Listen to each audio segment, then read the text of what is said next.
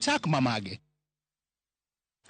Komiti maloso chenro mar romo mar loch gwenge ma higani ma idhi bagi kaunti ma Homa Bay dwe manyien dhi nyime gi keto ikruok ne romo ma kamano ma bende ibiro yuore kod jatend piny William Ruto kod ogai mar ODM Raila Odinga. Kaka ripota marwa ma Homa Bay Ali Abich lero, thor wach e kinde romono biro bedo winjo pach jopiny ewi kaka loch gwenge osedach e pachoka.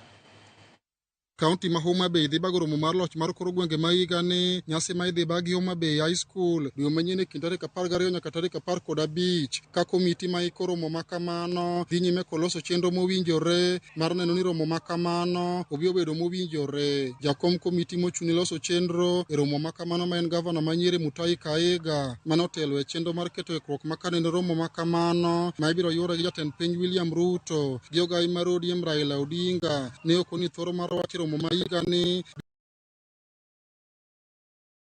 Tunawaomba nyote mkaweza kuungana, tukawa pamoja, tukazungumza kuhusu ugatuzi, na jambo ambalo ni tofauti na kongamano hili ni kwamba kwa siku nyingi tumekuwa serikali zikizungumzia wananchi.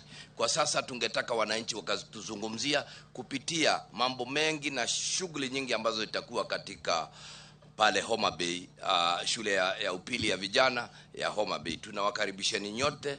Motelo ne romo ma kamano, duol mar gavana sepachoka komakore gi sirkand kaunti ma Homa Bay bende ochano chenro mopogore machalo mag tuke mabiro dhi nyime kaunti ni kapok romono ma bende biro ting'o welo moingo 20 chakore. Kama mlivyojulishwa kutakuwa na mbio za marathon ambazo zinaitwa Rowan Marathon.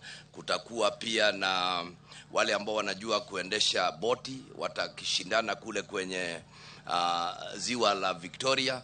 Pia kutakuwa na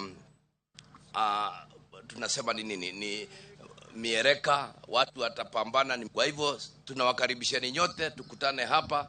Tutakuwa zaidi ya watu 20,000 hapa. Jalop gavana ma Homa Bay Joseph Oyugi Magwanga wacho ni kaka kaunti gi kore kendo gitiyo machini kotendo rita kwe kaunti ni eneno ni rita kwe obiro bedo mowinjore e kinde romo ma kamano. I want to say that as a host we are committed and we are expecting the maximum security in this place, maximum and optimum hospitality in this place, and we expect that people will leave this place better than they come. Senator ma Homa Bay Moses Kajwang' ni otiyo kod thuolo ma kamano mar kwayo jopiny e kaunti ma Homa Bay ng'ato mago manie sekta mar ohala mondo koro ikre malong'o e weche mag ohala e kinde mar romono biro dhi nyime. Ka welo biro Homa Bay koni, wapenjre ni to ato en ang'o manyalo yudo e limbe mar welo gi.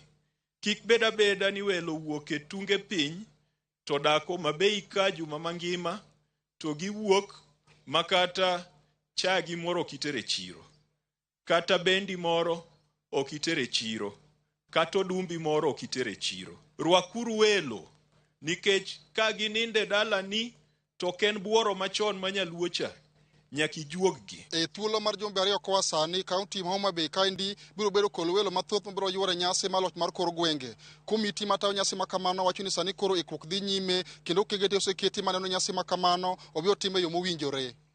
Ali Abich, Ramogi TV, Homa Bay. Chieng' ma kawuono kaka bedo tich ariyo wabedo kod chenro mar ng'e gwengewa. Kawuono ni chenro mar ng'e gwengewa terowa nyaka e gweng' ma iluongo ni Kanu ma idore Rachuonyo e kaunti ma Homa Bay. Bende